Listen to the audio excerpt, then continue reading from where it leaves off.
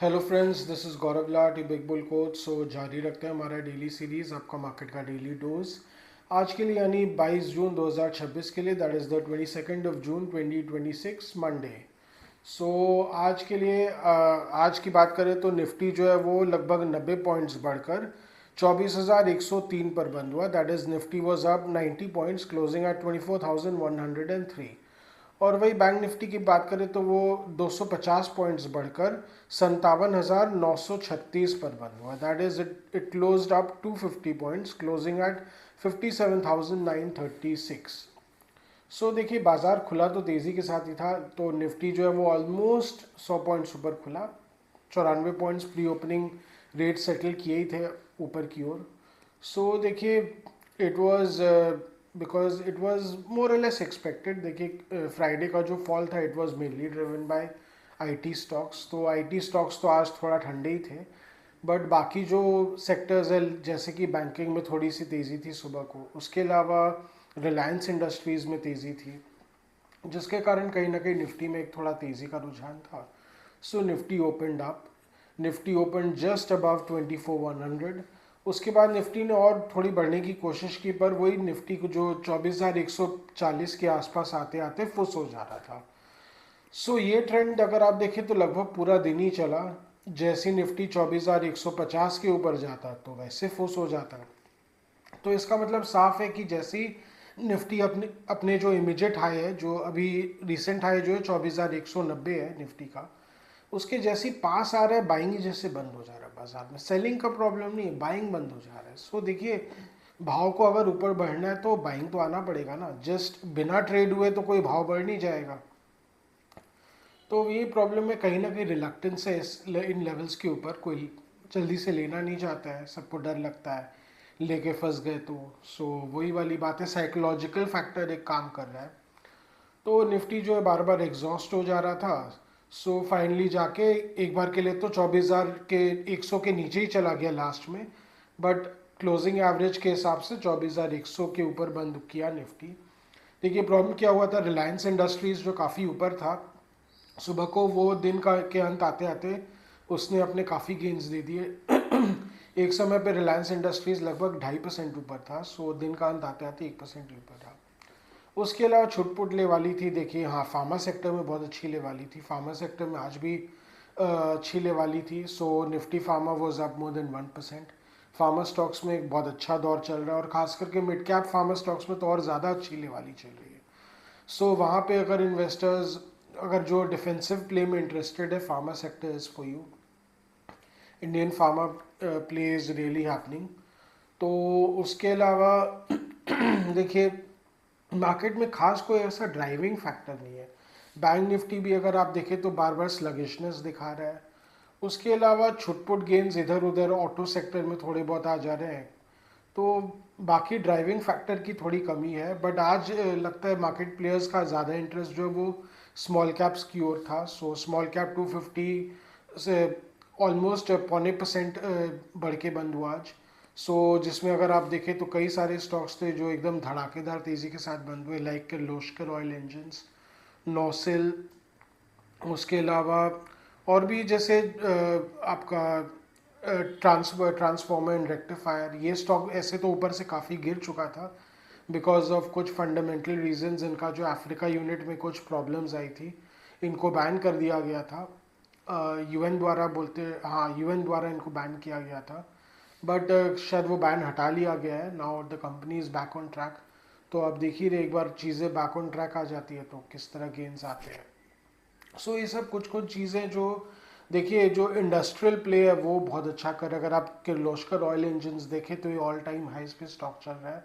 ये स्टॉक 2,000 रुपये के आसपास एक बार रुका था, पर उसके ऊपर फिर से जो चलना शुरू किया है, एक तरफा चलते चला जा रहा है।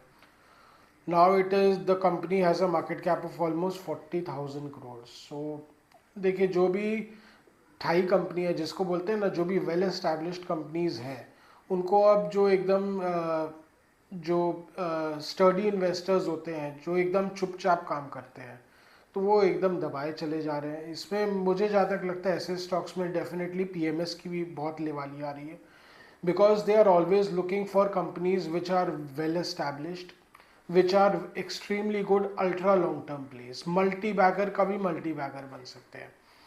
देखिए अब आज के दिन अगर ऐसी कंपनी अगर 100% रिटर्न्स भी दे देती है तो भी बहुत बड़ी मल्टी बैगर्स बन जाती है।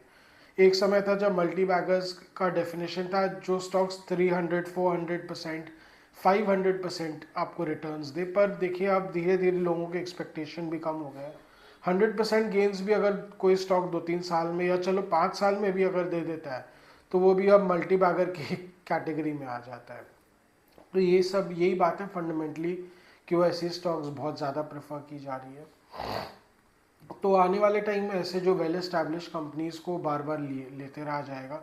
जो कंपनीज ऑलरेडी बहुत ज़्यादा ओवर वैल्यूड हो रखी है तो देखिए उनका बात अलग है, बट उसके अलावा और भी कई सारे नाम है, जैसे बॉश इंडिया है, उनमें उसमें बहुत अच्छी तेज़ी देखी जा रही है। अब देखिए मैंने खुद अभी मार्केट में ऑब्जर्व किया है कि कंज्यूमर इलेक्ट्रॉनिक्स में बॉश काफ़ी अग्रेसिवली आ चुके हैं। हालांकि उनका जो कंज्यूमर इलेक्ट्रॉनिक्स का कंपनी अलग है, ये तो बॉश इलेक्ट्रॉनिक्स तो mainly spark plug and auto components में ही है, जिसमें ऑलमोस्ट मोनोपोली का धंधा है इनका, but they should continue to do well. उसके अलावा देखिए बॉश इलेक्ट्रॉनिक्स तो आपका ईवीज में भी इसका बहुत बड़ा डेफिनेटली रोल रहेगा, तो इसीलिए ये सब कंपनी आगे भी अच्छा करती रहेंगी।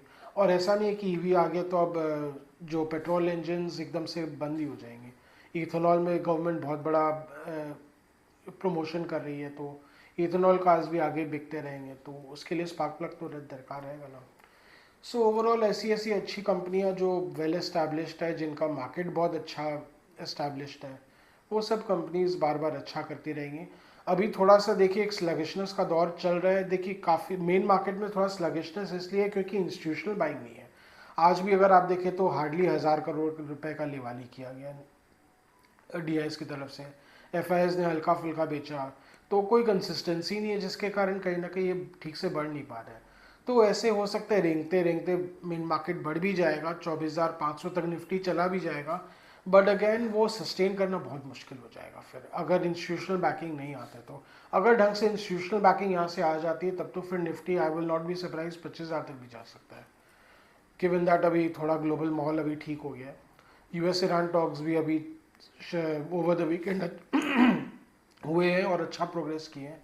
और वहाँ तो इनफैक्ट मैं तो न्यूज़ आ रहा था कि जो वहाँ अमेरिका के उपराष्ट्रपति है वो तो स्विट्ज़रलैंड में चेष्टा कर रहे थे रशिया और यूक्रेन के बीच भी बातचीत कराने की, तो बहुत ही कवायद में लगे हुए हो। तो वहाँ से भी अगर कुछ होता है तो दुनिया के लिए तो देखिए बहुत ही अच्छा है। सो ये सब चीज़ें जो फिलहाल के लिए मार्केट ठीक लग रही है, but over the medium to long term देखिए भारत के लिए एक बार हो सकता है चीज़ें थोड़ी सुधर जाए, बट बहुत सारे हेडविंड्स हैं जो अब थोड़ा प्रॉब्लम क्रिएट करते रहेंगे। देखिए ऑलरेडी आप देख ही रहे कि इंडिया का जो करंट अकाउंट डेफिसिट अब सरदर्द बन ही चुका है। कैपिटल अकाउंट से भी अब भारत को बहुत राहत नहीं मिल रहा है, बिकॉज इंडिया का आउटगोइंग एफडीआई बहुत बढ़ गया है। ये सौरभ मुखर्जी जी जो बहुत बड़े फंड मैनेजर है वो उन्होंने अच्छा ये ऑब्जर्व किया कि बहुत बड़े पैमाने पे इंडियन कंपनीज बाहर इन्वेस्ट कर रही है, तो उसके कारण देखिए इंडिया आरबीआई के लिए ब्रीदिंग स्पेस बहुत कम हो गया है। ये सब चीज़ें मैनेज करना थोड़ा टफ हो जाएगा आगे चल के। उसके अलावा अमेरिका दिन पर दिन आप देखिए इंडियंस के लिए बहुत ख़राब होते चला जा रहा है, बहुत हॉस्टाइल होते चला जा रहा है। वहाँ से भी बड़े पैमाने पे इंडियंस वापस आ सकते हैं, सो वो भी एक थोड़ा चैलेंज बना रहेगा आगे चल के। तो ये सब चीज़ें देखिए long medium to long term risk भारतीय बाजार के लिए रहेंगी। उसके अलावा कहीं ना कहीं देखिए इंडिया पाकिस्तान वॉर छिड़ने का खतरा अभी भी बना ही रहता है। पाकिस्तान की तरफ से नेगेटिव कमेंट्स बार बार आते रहते हैं, कभी पानी को लेके बोलते रहते हैं कि एक्ट ऑफ अग्रेशन है, एक्ट ऑफ अग्रेशन है, उसको लेके उन लोग बार बार धमकी दे रहे हैं कि वॉर हो सकता है। तो देखिए ये सब चीज़ें तो बार बार रहेंगी। हाँ ये सब चीज़ों रिस्क के कारण देखिए एफआई इन्वेस्टमेंट इंडिया में these are one of the reasons कि एफआईज थोड़ा हिचक रहे इंडिया में इन्वेस्ट करने से। तो जो भी घूम फिर के तेज़ी आनी होगी वो डीआईएस की तरफ से ही बाइंग आके आनी होगी। हाँ अगर मार्केट थोड़ा ठीक रहता है तो मुझे लगता है कि जो म्यूचुअल फंड फ्लोज जो पिछला महीना ख़राब हो गया था, हो सकता है ये महीना फिर से थोड़ा ठीक होना शुरू हो जाए, और इक्विटी फ्लोज अगर फिर से अपनी पटरी पे आ जाते हैं तो देखिए इंडियन मार्केट्स के लिए बहुत अच्छा होगा। तब हो सकता है यहाँ से और अच्छी तेज़ी आ जाएगी।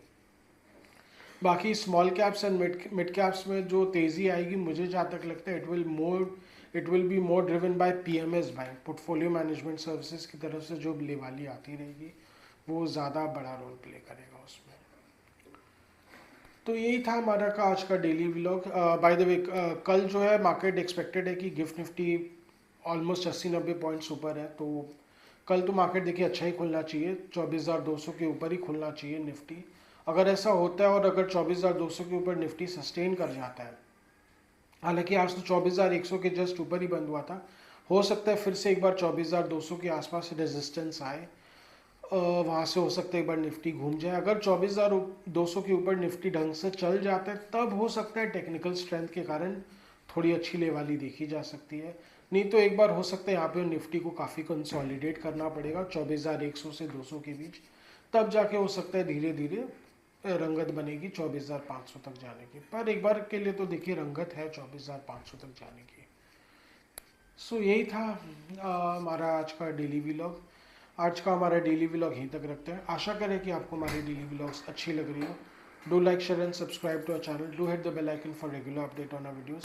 अगर आपको कुछ स्टॉक स्पेसिफिक जानना हो, मार्केट के बारे में कुछ जानना हो या कुछ सेक्टर स्पेसिफिक जानना हो तो please write in a comment section.